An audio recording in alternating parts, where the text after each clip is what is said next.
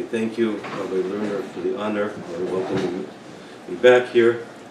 I put together a shiur on the 5th Shulchan Aruch, about 53 different akudais that I was malakit from years of experience being the mishaps by my Shver, Rabbi Daniel Levy, Alav Shalom, and also by Rabbi David Avram Stigman, my Kashrus mentor, one of my mentors, and also Rabbi Lezer Talbam, Alav Shalom. So I put together a lot of things, the arum, so to speak, which I think would be helpful just to give a person a broad vision and a deeper insight into how actual kosher certification and giving Yachshedim works. I want to give a Piska Ze'ira, actually placing with Varmalchus. I want to first start with a Maisa of the Rebbe. There was a Yid, his name was Rav Chaim Tzvi Goldzweig. His yahrzeit was Yud Tammuz, a little less than a month ago, and he was a Kashrus Mumcha of Al Shem Arilomi. He passed away, I believe, about within 10 years ago. And he was in Yechidus by the Rebbe about 50 years ago. And the Rebbe asked him to speak for Neshei Chabad about Kashrus. So he said to the Rebbe, what am I going to tell them? They're all Yereim Ushleimim. So the Rebbe said, Sie sind machmir ifinyonim was bedarf nicht machmir sein, und Sie sind mekel ifinyonim was bedarf nicht mekel sein. So the part is that having Kashrus information, having Kashrus insight produces clarity, so it gives us the acholos and the ability to be Mashgiach koiches where it counts. So I think it's a more effective outcome. I want to just also add a word of caution that the material presented here is just an opening. It shouldn't be, so to speak, taken as formal shimush. If a person does want to get into giving Yachshedim, they should get proper shimush by a Kashrus Mumcha so they can be properly prepared. So I'm dedicating the shiur in memory of my Shver, Rabbi Daniel Levy, whose birthday actually was yesterday, and I was mishaps by him for over 20 years. And I'm going to share a lot of the things that he taught me. And the way in which he went about in Yonim also are very, very insightful. So he gave me the zchus and the tafkid to prepare shaylas for Rabbanim. I put together a team of halachic people, and we wrote up shaylas to the Rav, and then from those answers we would formulate policy. When working with the Rav, I witnessed a few things that are very, very noteworthy. Number one, sometimes the Rav said to us that such a thing is mutter, but Rabbi Levi wouldn't want it, so therefore we didn't do it. It wouldn't be something Rabbi Levi wanted. And other times, Rabbi Chanowitz and I worked together on this, saw how Rabbi Levi was more machmir than the psak of the Rav. The Rav is giving a halachic psak. He's saying such a thing is mutter, but Rabbi Levi was saying, no, policy-wise I'm not going to do it. But we never saw Rabbi Levi being more mekel than the Rav. If the Rav said something was not allowed, that was the end of it. There was nothing to talk about.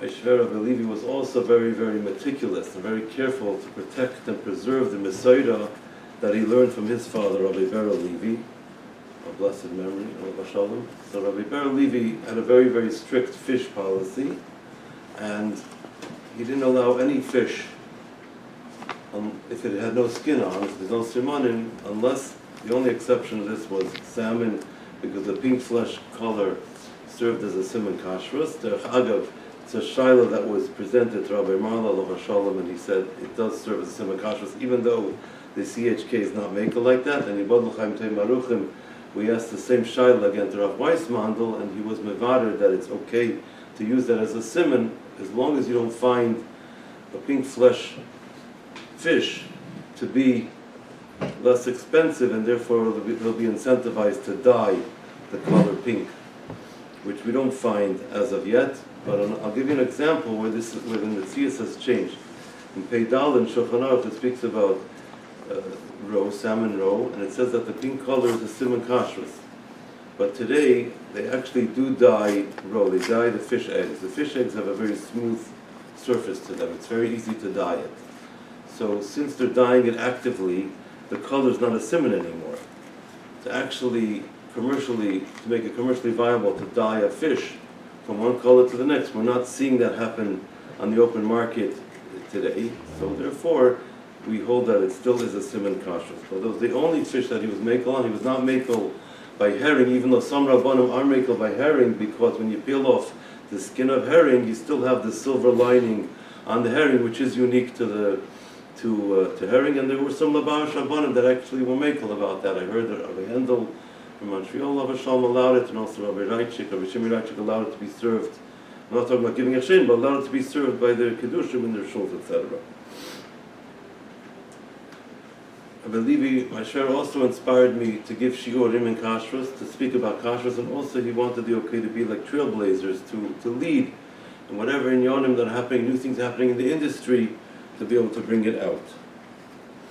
My shver also taught me to safeguard the ruach of Kashrus, the spirit of Kashrus. I'd like to share a story with you. I got a phone call from a customer of mine. Just to explain the story, this story involved a total of two companies. I have a customer. We were giving hashgacha to a customer who sent their liquid product to a third party, to a toll manufacturer who would take the liquid and spray dry it into powder form.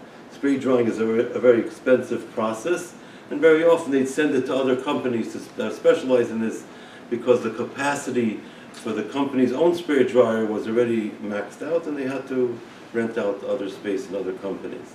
So the standard protocol is, before we kasha such a machine, we are mevarer through looking at expert records, through computer tailor charts, that the machine is not a ben yoimei. You have to make sure it's not a ben yoimei, because kashering a spray dryer b'chlal is a complex thing, but we have to make sure it's not a ben yoimei. So the fellow asked me if the rabbi can come and kosherize on a Sunday. So I responded, I said, I don't think the rabbi would mind coming on a non-work day. He's going to get me paid for that. But I need to be able to see the computer tailor chart records to verify that there was no activity on Saturday, meaning that's not a ben yoimei. So the guy responded to me and said that the office is closed on Sunday. He asked me, could the rabbi kosherize on Sunday? They'll start to produce. They won't stamp it kosher, and then they'll open up the office on Monday, and on Monday they'll show you that the records indicate there was no activity on Saturday, and only after you know that will you start to stamp the product as kosher. So it was a bit of a strange type of request. I said, I'm going to ask my shver. I go into my shver's office, and I asked him, I told him the whole story, and I said, is this okay? He says to me, you're not allowed to do it. So I said to my shver, I said, I want to know why, please tell me. So he said to me, it's not respectful for the spirit of kashrus. You're going to come in on a non-work day to kasher, and they're not going to open up the office for you. If you're going to come in at a time it's not a work day, they also have to open up the office for you. Otherwise you can't come in. So he was guarding the shtel of kashrus, and I saw throughout his work, and I saw throughout the over 20 years that I was mishamish by him, he safeguarded the spirit of kashrus like a priceless treasure. And people revered kashrus because he safeguarded it in such a nathan. There's a story that I heard also from a person who's a Rav today. He told me that when he was a bacher, he said when he was a bacher, he found a new product under the OK. It was a drink, and he wanted to make sure that it really was certified. This is in Rabbi Ber Levi's days. He called up Rabbi Ber Levi, and he asked him, he said, I found this product.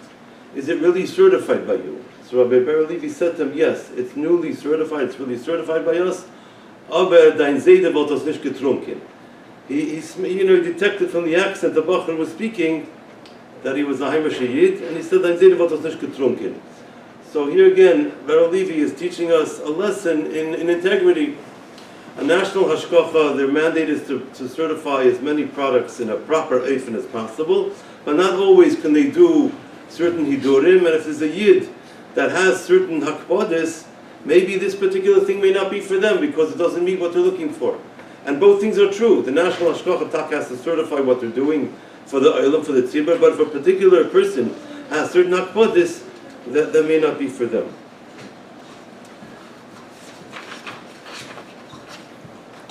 I have a Kabbalah from Rabbi Stigman, my Kashrus mentor, Rabbi Avram Stigman, alav shalom, that we don't offer a company that's already certified by us for year-round use products. We don't offer them kosher Pesach on their products.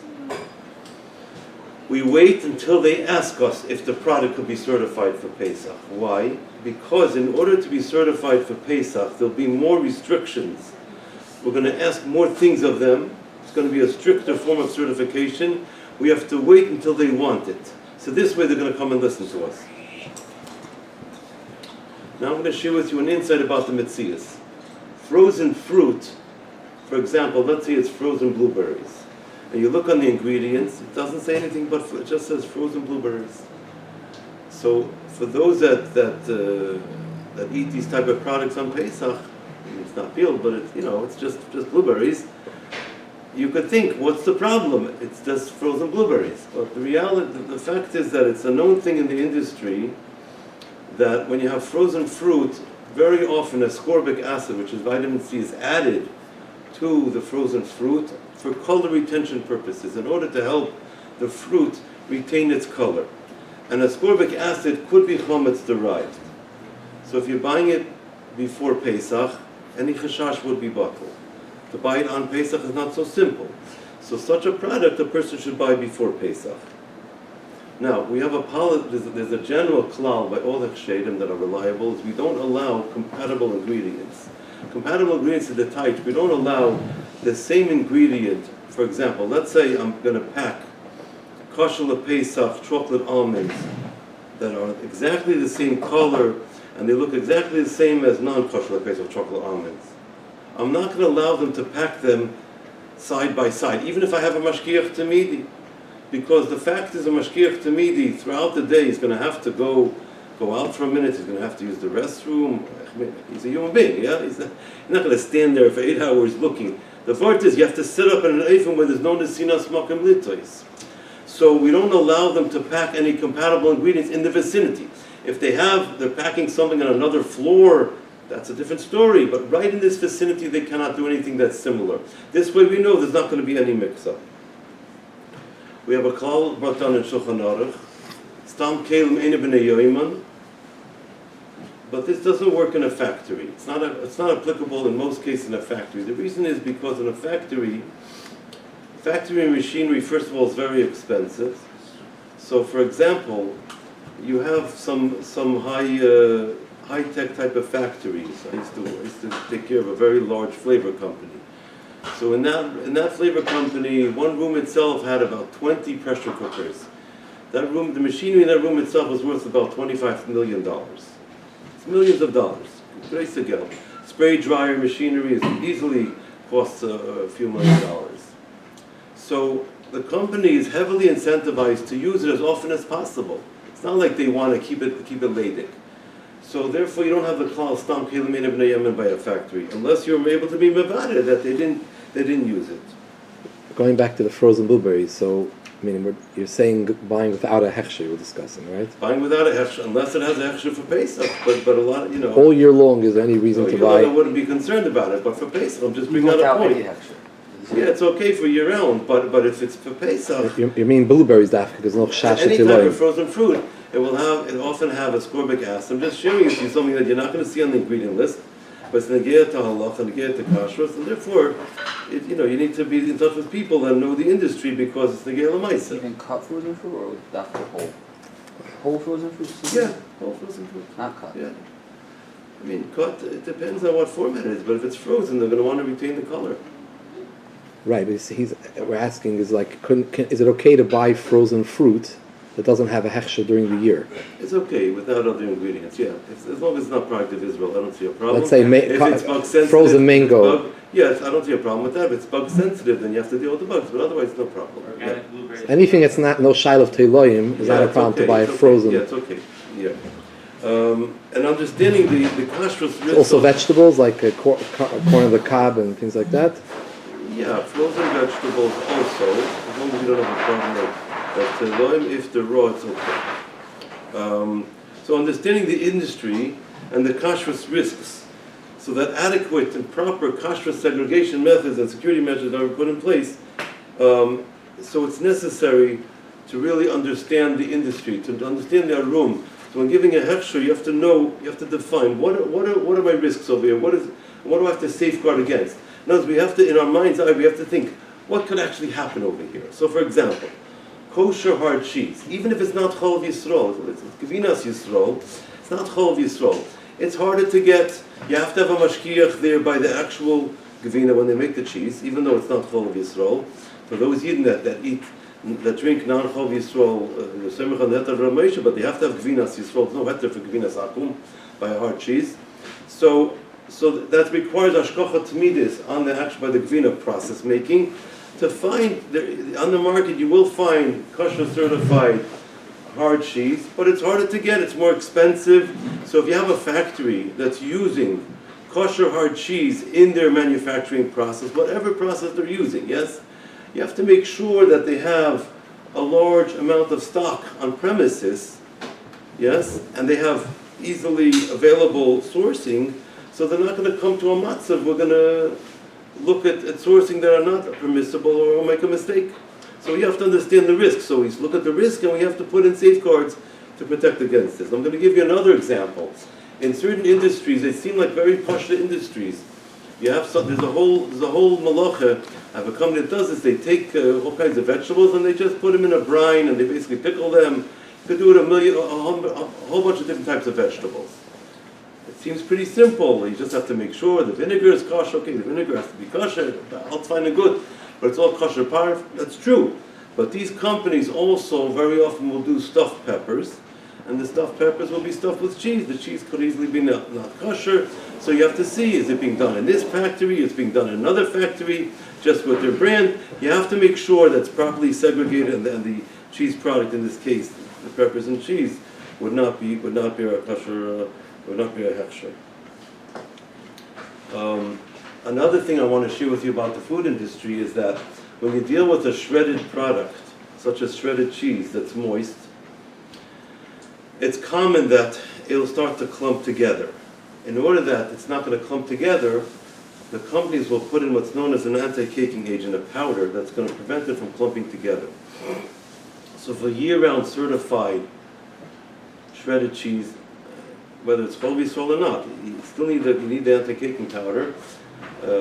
You'll have it's easy to get, it's not hard. But for Pesach, the regular anti-caking powder is often made from kidney sources. For Pesach, you have to get a special one that's certified kosher Pesach. So if you're giving a hechsher on kosher Pesach, shredded cheese, you have to make sure that well before they're actually going to pack this shredded cheese, that they have the kosher Pesach powder, the anti-caking agent on premises, and Mashgiach knows to make sure to use that. Like the Alter brings down in Shulchan Aruch that under certain circumstances it's permissible to do a double koshering on a kei that's a ben yoimei, because by then, by the second time, you're going to have shishim. L'poel mamish, policy-wise, we only allow it by an issa d'Rabbanan, we don't allow it by an issa d'Oraisa. So again, using our fifth Shulchan Aruch head, if we have a factory that only does Yisurim d'Rabbanan, let's say it's a cheese plant, it's only d'Rabbanan, yes? So then we'll allow them to do a double koshering, because this is the way it's done. But if you have a factory, and there's a mashgiach to me, and they're koshering from side d'Oraisa and side d'Rabbanan, then you cannot allow them to do a double koshering by d'Rabbanan, because they're going to wonder, how come you're not doing a double koshering by d'Oraisa? And you're going to say you're not allowed to, they'll think the whole koshering is a joke. You're changing your rules here to there. It has to be consistent. So you have to, again, use the fifth Shulchan Aruch, and then you cannot allow it, because it's not going to, optically, it's not going to work well. Now, that's specifically dealing with kid that you can't kosher 24 hours. It's hard to kosher. I mean, there could be various reasons, but yes. Now, another thing I want to share with you is, in a lot of factories, they'll have multiple production lines that do the exact same thing. So let's say, for example, they're producing ice cream. So they'll have one line that can make an ice cream from beginning all the way until the end. It's one very long line. It could be like 100 or 150 feet or 200 feet long. But they'll have, parallel to that, let's say 3 other lines. So the company has a total of 4 lines. So if one line can produce, let's say, 1,000 gallons of ice cream per hour, so now their capacity goes to 4,000 gallons per hour. So now, when you have in all factories, this works in the ice cream industry, you also have it in the frying industry, because they have fryolators that also, the way it works with these lines is they have what's known as diversion valves. They have valves that you can open, and then they can send product from one line to the next, because there's piping connecting all the lines. So, for example, let's say I'm going to make a Chov Yisrael ice cream, and I'm only going to kasher one line because my company is not big enough to take over the whole factory. They take over one line, and I make sure there's no steam return. I check everything good, the stuff. But I also have to make sure that all the diversion valves are sealed, because let's say I'm making vanilla Chov Yisrael ice cream on line 4, and on line 3 they're making non-Chov Yisrael vanilla ice cream. It's a Mashgiach Tamidi. Yeah. That's all fine and good. And Mashgiach makes sure that they're only putting in the mix, the whole Chov Yisrael, it's fine and good. But what could happen is, when you're not even looking, you don't even realize, a goy could turn the diversion valve from line 3, send vanilla into line 4, and you're never going to know. It's the exact same product. And it's not Chov Yisrael. So the way you protect yourself against such a possibility is, you have to actually seal up the diversion valve in such a way where it's in locked position. You put kosher tape around it, so physically it's not possible to open it, and you make sure that the seal stays in place the whole time you're doing the production. The same thing is also true by frying. When you fry product, so if I'm going to kasher one, fry it later, and I'm going to have, let's say, I'm doing kosher fried fish. The other 3 lines are frying non-kosher. I have to make sure they're not going to send oil from one fry later to the next, or from one line to the next. So I seal up the diversion valve, so I know that my line that's kosher is self-standing and has no shaykhus to any of the other lines. So this is a very important thing, and sometimes I've seen mashgiachim who missed it, even very, very big mumchim, because it's not something you even realize. But the fact is that that's the way the machinery is built, and we have to make sure that in all umständen, in all situations, any eventuality is properly safeguarded, and then the kashrus is secure. Baruch Hashem. Another industry, so for example in the bread industry, so let's say for example you have a company that bakes bread, they also sell breadcrumbs. So there's a few different ways to do that. Some companies, they bake bread and then they'll just bake it again to crisp it and then turn it into breadcrumbs. Other companies, what they'll do is they'll sell bread, any bread that's not sold, they'll sell it loose, they'll take back returns, and then they'll turn that into breadcrumbs. That you cannot give extra to because it was sold loose, you don't know who touched it. So no longer retained its status, so to speak. You don't really know what happened to it, who touched it, therefore you can't... What do you mean it's sold loose, out of the bag? Yeah, I mean it could happen. The company will take it back out of the bag? Yeah, some people will do that. It's not that sanitary, but I'm just saying you have to be mindful of that. If you're doing breadcrumbs, make sure that it's all bread that never left the factory, not returns. According to the FDA, any ingredient going in less than 2%, just a processing aid, are not required to be listed on the ingredient panel. Anything above 1.6 is already going to be higher, greater than shishim. It's not going to be batal b'shishim. So if you see, let's say for example, you see a soy milk, you can think, oh, it's just kidneys. I can have it. Someone can have it on Pesach. It's not so pashut. Sometimes you can have oat flour put in as a thickener, as a processing aid, and it can go in at less than 2%, and it won't be batal. So you should be in Bavar with the hashgacha to make sure there's no chometz ingredients in the process if you want to give it for Kollel on Pesach. Okay. Now I'm going to talk about another food sector called food service. I just want to explain. Food service refers to catering, restaurants, butcher shops, any type of establishment that serves open, ready-to-eat food. Now, in the food service industry, we have government food contracts. Where you'll have, for example, a restaurant will get a contract, and they have to supply meals to the elderly, let's say once a week. And the contract stipulates that they have to supply it every week. This becomes an issue for Pesach, because some of these elderly seniors that are getting the meals are going to be Yidden, and the restaurant's a chometz restaurant, and if they're supplying food to the elderly, they're not allowed to deliver chometz to a Yid on Pesach. Even if they cook it before Pesach, you can't be a dime do that. So what these restaurants, what the Rabbanim HaMachshim have to know about is the have to kasher the restaurant and at least just make the food just kidneys, it's for Kollel, whatever. At least that, because this way you're not going to be mashal another Yid. It's not pshat that the Yid's going to buy. Your mamash delivering it, then be a dime, you have to be careful.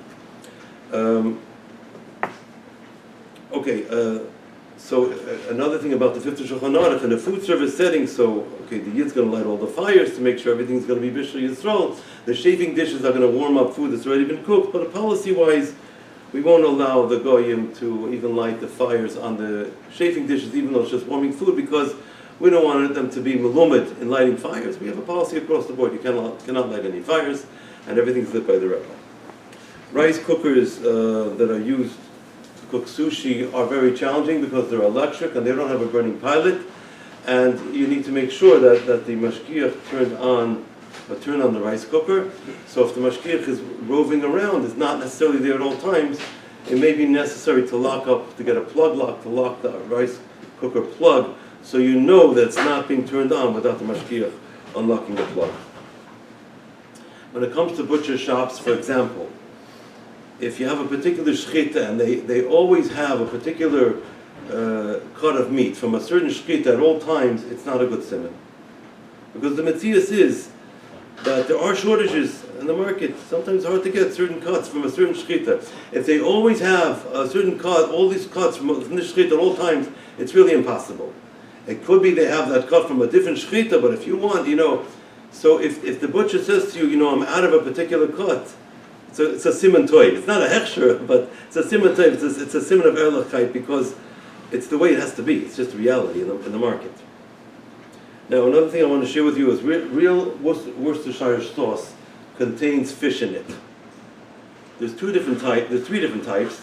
There are types that have fish in the amounts that are more than shishim, which means they're not batul b'shishim.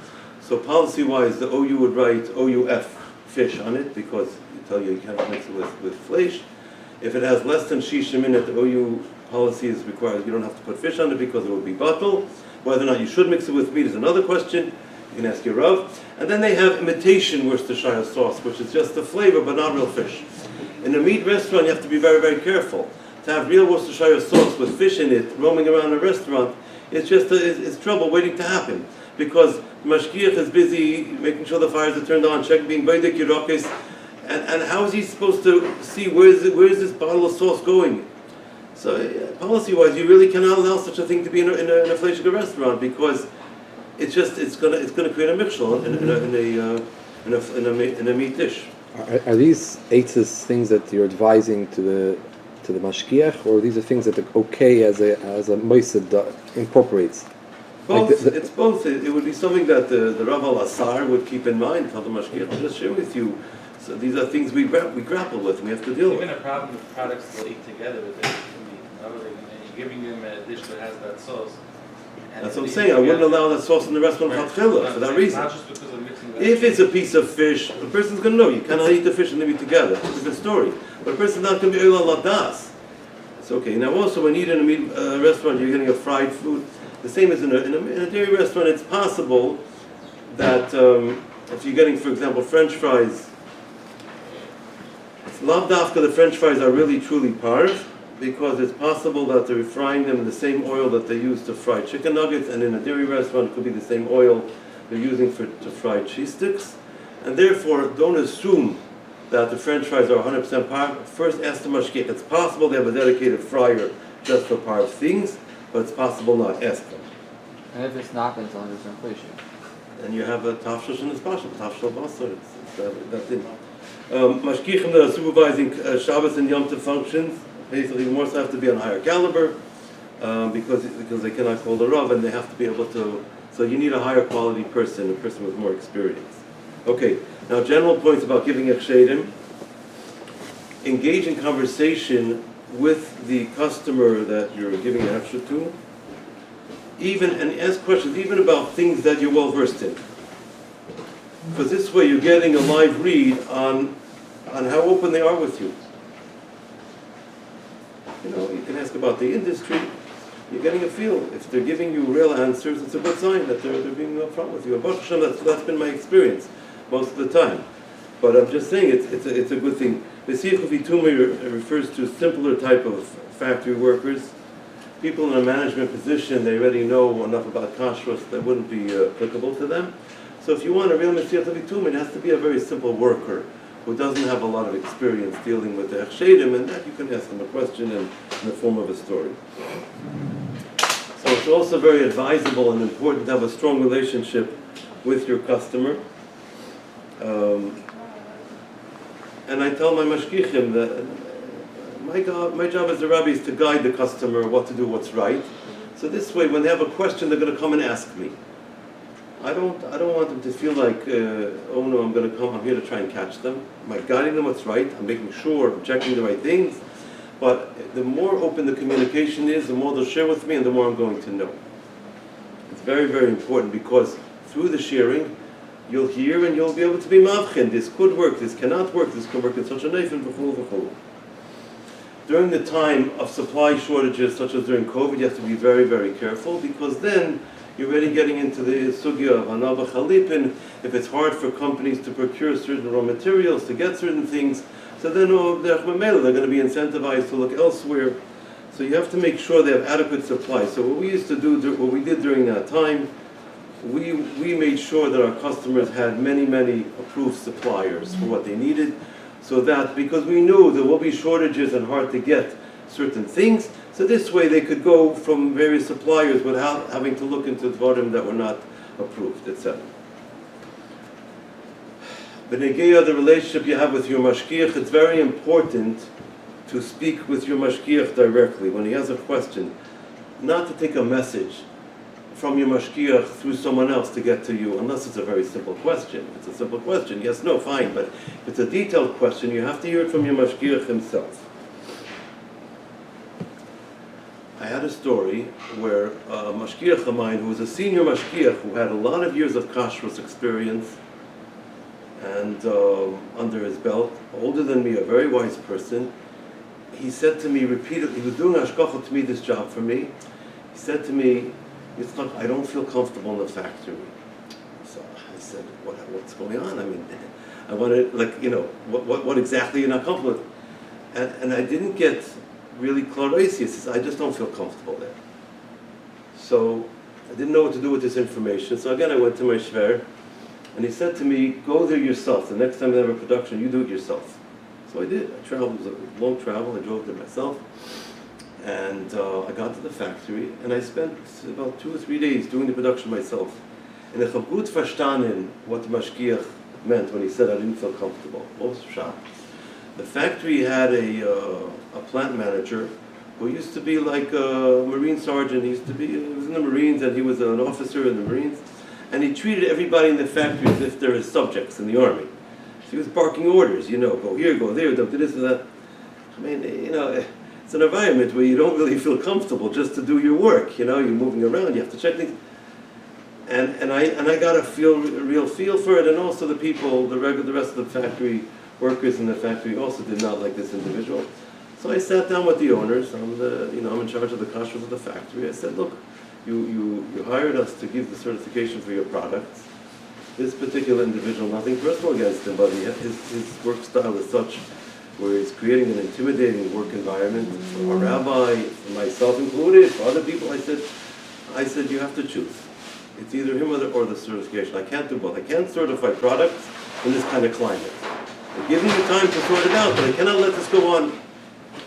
So within a very short time, a few weeks, he was released from his duty and everything got resolved. But the point I want to bring out from the story was, some things you're only going to be able to detect by going there yourself. You have to feel it. You have to actually see it, and you have to actually experience it to be able to diagnose and know what to do. Pay very close attention to the questions the Mashgiach asks you, because from the questions you'll be able to get a live feel and a live read onto whether the Mashgiach is tuned into his work, whether he knows what he's doing or not. So, for example, if a Mashgiach has been doing the work for many, many years, and he's already past his training time, he's asking you very, very simple questions about Kashrus, it's not a good sign. It's a sign he doesn't know what's going on. On the other hand, if he's asking you real good questions that involve the sugya and he knows exactly what's going on, but he wants to know about Kashrus, that means he's b'seich yonim, and you have a real Mashgiach on your hands. So pay very close attention, because that's going to give you a proper read. I got a call from one of my mashgichim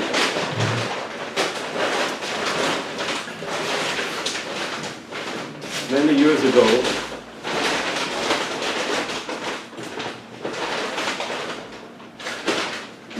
I got a call from one of my mashgiachim. I was driving on the highway. We drive a lot. I was driving on the highway. I got a call from my mashgiach. He was in a factory that does repacking. A repacker is someone who doesn't actually manufacture anything. They take product in bulk boxes and they repackage them in small containers.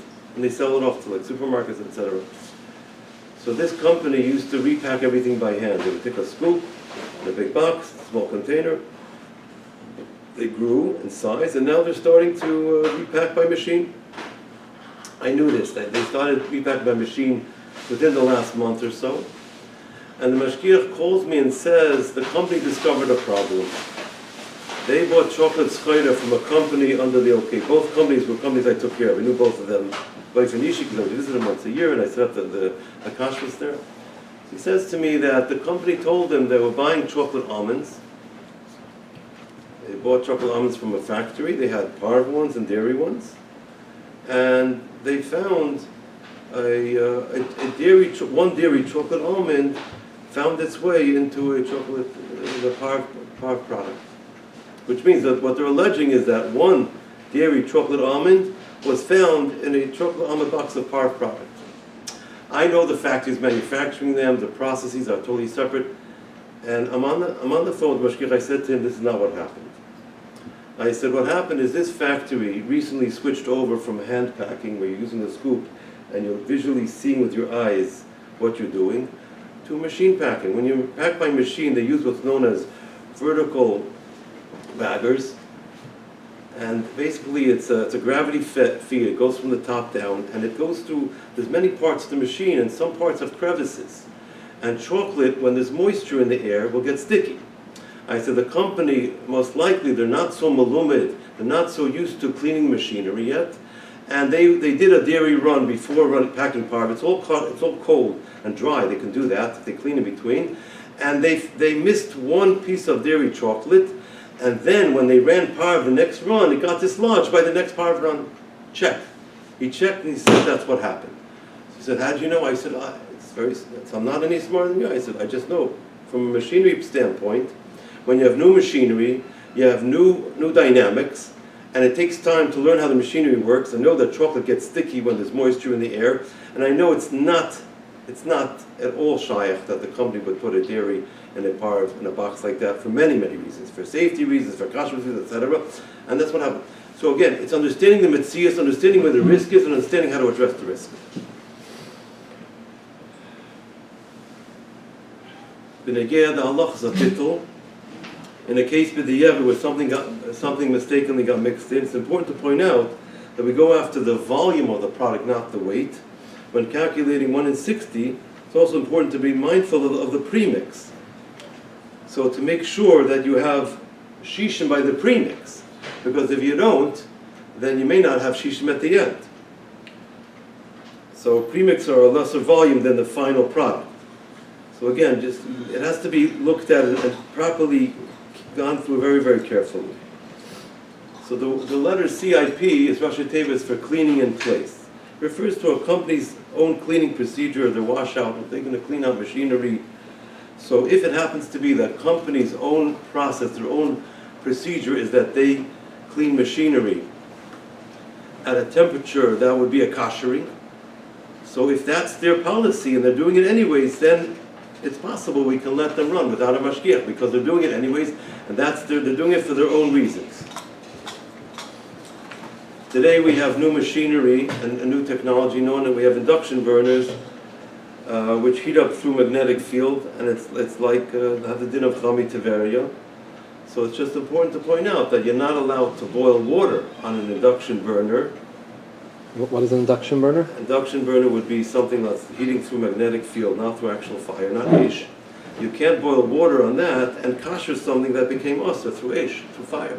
It doesn't create a fire, you're saying? No, it's not a fire. Just like you have dinner, chami teveria, you cannot use boiling chami teveria to kasher something that became nivla from chami or. Just be mindful, it's actually an active issue today because of induction burners. when a company wants to upgrade their certification, let's say you're certifying a bakery or bread, and they want to be certified Pas Yisrael. So as a policy, even if I'm going to put in a clay machshir, I'm going to put in, let's say, a glow bar or a violet light, it's going to make it Pas Yisrael, I'll put it in and I won't advertise it as Pas Yisrael, usually for at least 3 months, sometimes 6 months. Because I want to first give it time to work out any kinks or any little things before I actually go public with it. So that's it's a toiva. Do you ask them to make a Pas Yisrael, or they ask you? No, I wait for them to ask me. I don't like to try and tell them to do things because then they're doing me a favor, unless it's a very simple thing. Starting from a few weeks before Aseret Yimei Tshuva, I tell my mashgichim, and I don't advertise this, to go around to all our bakeries and our places that produce Pas products that are not Pas Yisrael, to turn on the fire on all these places and not to advertise it. This way, when it comes to Aseret Yimei Tshuva, we have a tliyah for the Yidden that are buying things. We can say that they took product from when the Mashgiach turned on the fire. It's proper to create a finished product label book where we have a copy of all the labels the company produces with the hashgacha, so that we're able to verify that everything is labeled properly. We also like to try and get a soft copy, a digital copy of the label before they actually go public with it to make sure that it's correct. This way we're able to weed out human error before it actually goes on the market. What do you mean? What do you mean with that? I mean by that is that every product is a product label. So let's say, for example, I have a dairy product. I have to make sure it has an OK dairy. If it's Chol Yisrael, say Chol Yisrael. I have to make sure the right symbol with the right designation is put there. So I'll ask the company to send me a soft copy, it's called a soft copy, an image of that, and I'll match it up to the approval of the product. Someone in our office will do that to make sure it all matches, and we'll give them an approval before they actually print it. So we have many safeguards. We do that on the office level. The Mashgiach also on the visit level will have a book, and it'll also verify. I have some companies that produce 3,000 products, and they have about 10 books, big binders with labels. One company in particular, in 12 years, they had one label error, only one. And that was because somebody didn't follow procedure. It's a very tight system, because it's possible to do this, and this is really, we have to do our best in terms of giving Hashem to make it very tight in this item. Also, you incorporate the needs of Kashrus with the existing quality control system. Every company has to have a quality control program, meaning they're going to check for raw materials coming in, make sure that the box is not damaged, that the company matches what they ordered, etc. Everything, the taste is normal. So you have a checkup sheet to make sure that it matches. It's coming from this hashgacha with the symbol, and if there's a question, it gets put on hold. So again, you're incorporating the needs of Kashrus into the company's existing system. It's also advisable for the hechshedim, especially when it's a new hashgacha b'chlal, to harvest the lot coding system. Every company will have a lot coding system.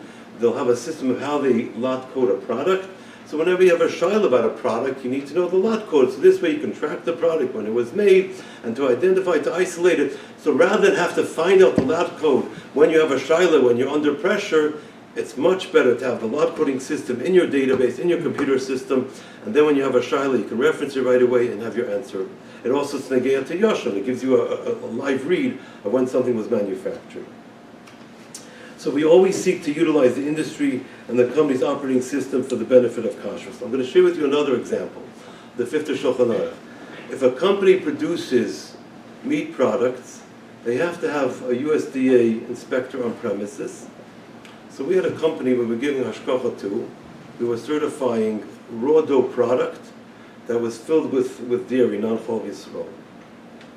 This company also did some product with raw dough and meat. It was all cold, separate, whatever, clean. But they had USDA. Now so we only had a certain line of products that were kosher. There was no kosher necessarily, it was all cold, etc. But I had to make sure that they're mistakenly not going to put a kosher symbol chas v'shalom on a tray for meat product. It's a very serious concern. So in USDA, you have a symbol. Every product that's a meat product, according to law, has to have the USDA emblem on the product label, somewhere on the real estate field of the label. It has the whole. We have hechsher, right? They have a USDA symbol. So I arranged with the company to put the OKD product symbol. It's a non-Chol Yisrael product. I said I want the OKD symbol in the same real estate field where the USDA symbol goes. This way I know the two of them cannot be there b'vas achas. Because if you have the OKD there, you cannot put the USDA symbol there. So their computer system was built in such a way where it's going in a certain field, right? So I already took up the field with the hechsher. So this way I know they're not going to be toys. Use the USDA on a kosher product. So again, it's using the customs own system, their own needs of their manufacturing system to protect for kashrus. A similar concept also works, for example, in the baking industry. If you have a product that bakes, a bakery that bakes parve products and dairy products, so you could arrange that the baking pans for parve could use perforated trays, could use sheet pans that have holes in it, so the bottom of the bread will have little circles on the bottom, and you have a chocha berura that they were made using these particular trays. And the dairy products are using trays, regular trays, because it's liquid product, it's going to ooze out. It wouldn't work on holes anyways. So those two they're not interchangeable, they're not mixable. What about the actual baking racks? So I've done this with bakeries. You can actually have mechanics retrofit, which means they can custom design the racks. That you have parve racks that can only fit into the parve ovens because of the way the hookup is actually designed, and you can have separate type of hookup systems on the dairy racks, and therefore they're not going to be mixing up. So it's not just that I have enough on the parve side, enough on the dairy side, therefore I don't have any chashash. Why should they come to mix things up? Which really, mikra din, you can takatain is enough. But I'm saying we should go even deeper, where be'etzem they're not interchangeable, and that's a proper system. Closing remarks. My shver taught me that when something sometimes we find something that needs correction. So we might tell the customer we have to increase the visits. The Mashgiach is visiting a certain amount of time. He may have to visit more often. It's going to cost them more money until the matter gets corrected.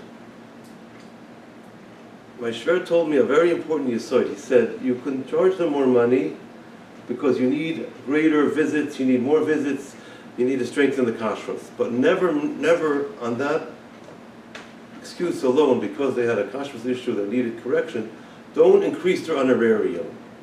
Don't increase their annual fee. Because then they're just going to see it's just all about money. All you're caring is about money. If it's directly related to the kashrus, I need more visits, well, they understand it's an expense. I have to charge more for it. The rabbi has to go more often, etc. So our avoid is to bring the ruchnius down into the physical. When you have an issue in a plant and you have to come down there, so then you're charging the company like the size for the annual fee. If I have to do more visits, let's say for example I visit a factory once a month, but then I see that there's a little bit of a slacking in certain areas. So I might have a mashgiach go once a week for the next 3 months. So it's going to cost them more money. They have to pay for those visits. But I explained to them, I showed them, this is where I need you to tighten up on these areas. So they chatchila know that there's this possibility. But yeah, we have it built into the contract, and I'm watching certain gedarim. If certain gedarim are falling away, I see we're getting into a zone I'm not comfortable with. I'll put in that security, but I'm not going to raise the annual fee on that basis because it's not proper. And so our avoid is to bring the ruchnis down into the physical by using these points to help strengthen kashrus, Be'ezras Hashem. And I'll just be messiah with a very geshmak yisoid I heard from Rabbanim that we use a kula. I'm talking more like just not so much in giving a shade, but b'chlal when it comes to like a makudav or something, we'll use a kula lechumra. We'll use a kula in a certain matzav if it's going to bring a person closer to Yiddishkeit. So we're using the kula, the chumrah, because it's utilized to bring them, closer and closer. So we just we keep that in mind to use things in a proper eifin, and Be'ezras Hashem it should be a tayeles for people to do the right thing and to be mekadeshim shamayim and bring kosher food to the masses. Be'ezras Hashem. Were there bottom that don't use this? So we have, we asked shilas to Rabbi Weissmanel in Muncie. We also asked some shilas to Rabbi Eckstein, who's the Belzadai in Borough Park. And in Eretz Yisrael, they have some Rabbanim who they consult with also. Some Rabbanim from the Bezdin of Rabbi Vosner. I think Rabbi Klein is one of the Rabbanim they asked also. You mentioned Yashan. Is okay, like... We're not makbid on Yashan, I'm saying, some of our Rabbanim are, Litvish ones are, but we certify some products as Yashan. So that's on request, you say? Yeah, well, There's no request, Some companies you're not- want it, and we'll provide it, and we make sure it's done properly. As I said, tracking the lot numbers is What about in the useful. restaurants? Restaurants, but they're not going to be certified yashan. They may have. You can ask the rabbi in charge. They may be able to be mevarer certain things that could be yashan, depending on the time of the year, of course, as well. Obviously, In general, here in the tri-state area, are the rest different achsherim are dafke making yashan, or So the large bakeries today are all yashan because the demand is there. But certain products are not, and restaurants a lot of are yashan because it's not so simple for them. so those who are makbon yashan have to, when they go to eat outside, they're asking always. It's They're asking, yeah. on they're a asking, larger yeah. scale. The achsherim are not, unless Not in the restaurants. On manufactured products, on an hamish product, yes, more commonly.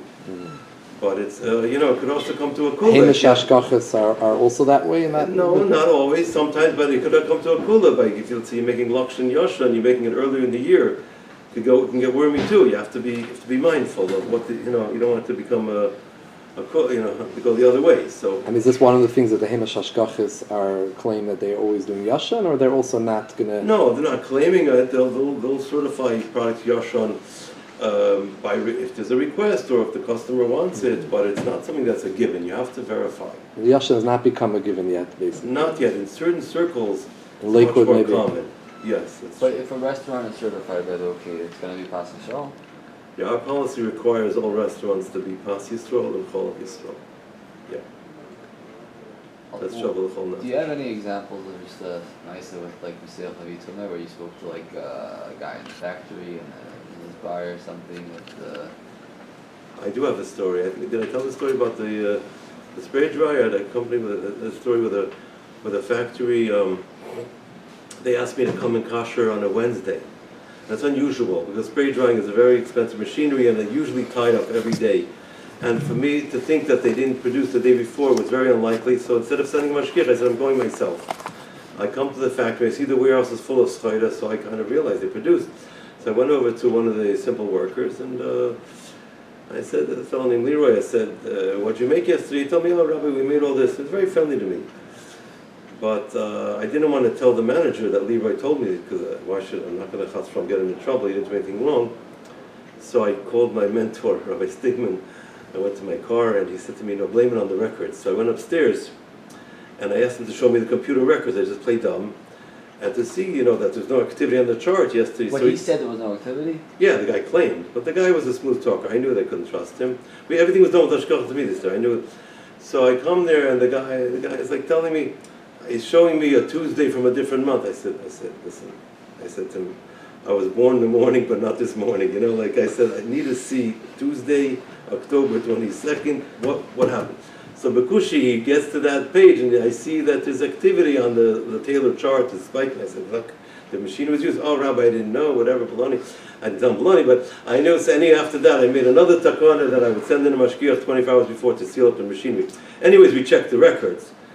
But I'm just saying that it was an example where I smelled that it didn't make sense that they're going to kosher in the middle of the week. Usually on Sunday they're not working. So I went and I busted him. I saw right through it and I didn't let him get away with it. Yeah. Shekayach.